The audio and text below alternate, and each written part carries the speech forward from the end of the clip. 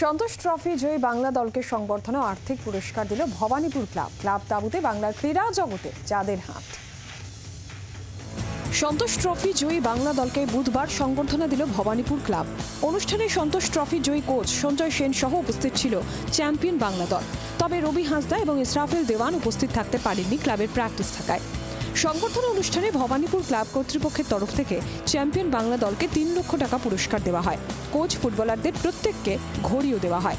অনুষ্ঠানে সঞ্জয় সেন সহ বাংলা দল ছাড়াও উপস্থিত ছিলেন রাজ্যের ক্রীড়া ও যুব কল্যাণ দপ্তরের মন্ত্রী অরূপ বিশ্বাস, ভবানীপুর ক্লাবের কর্ণধার স্বপন সাধন বোস, প্রাক্তন ফুটবলার সুব্রত ভট্টাচার্য, শিশির ঘোষ, কমটন দত্ত, অতনু ভট্টাচার্য, দেবজিৎ ঘোষ, শিলটন পাল, আইএফএ সচিব অনির্বাণ দত্ত, মোহনবাগান সহ সভাপতি কুণাল ঘোষ, আইএফএ চেয়ারম্যান সুব্রত দত্ত, মহাবিদিন সচিব ইশতিয়াক আহমেদ রাজু, কার্যনির্বাহী সভাপতি কামারউদ্দিন প্রমুখ। তারা আমার আন্ডারে নেই, তারা বিভিন্ন ক্লাবে সই করছে, আপনারা দেখতে পাচ্ছেন। ইতিমধ্যে দুজন আরও আগামী দিনে আরও কয়েকজন আরও করবে। তো এবং যে যার নিজের ক্লাবে খেলবে, সেইখান থেকে নিজেদেরকে ঠিকমতো রাখা, ফোকাস রাখাটা তাদের দায়িত্ব। এরা কেউ শিশু নয়, এরা অ্যাডাল্ট, বড় সিনিয়র ন্যাশনাল খেলতে গেছে। তো সুতরাং তারা ভালো মন্দ জানে এবং আমি গ্যারান্টি দিতে পারি এদের মাথাটা খারাপ হবার নয়। অনুষ্ঠানে ভবানীপুর ক্লাবের কর্তা সঞ্জয় বোস বলেন, রাজ্যের মুখ্যমন্ত্রী মমতা বন্দ্যোপাধ্যায় যেভাবে সন্তোষ ট্রফি জয়ী প্লেয়ারদের চাকরি দিলেন তা নজিরবিহীন ঘটনা। সন্তোষ ট্রফি জয়ী দলের 9 জন ফুটবলার গত 2 মৌসুম মিলিয়ে ভবানীপুর ক্লাবের হয়ে খেলেছেন। তার মধ্যে এবারই 4 ফুটবলার ভবানীপুর ক্লাবের ছিলেন। আমরা মনে করি যে এই সাফল্যের সাথে আমরাও ইকুয়ালভাবেই যুক্ত।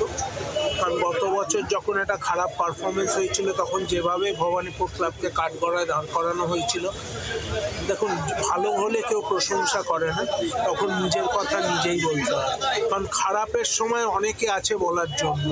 সো আমরা মনে করলাম এটা নিজের কথা নিজেই বলা উচিত। এবং অলসো আনাদার থিং ইজ যে সঞ্জয় দার সাথে আমাদের একটা অনেক দিনের যোগাযোগ,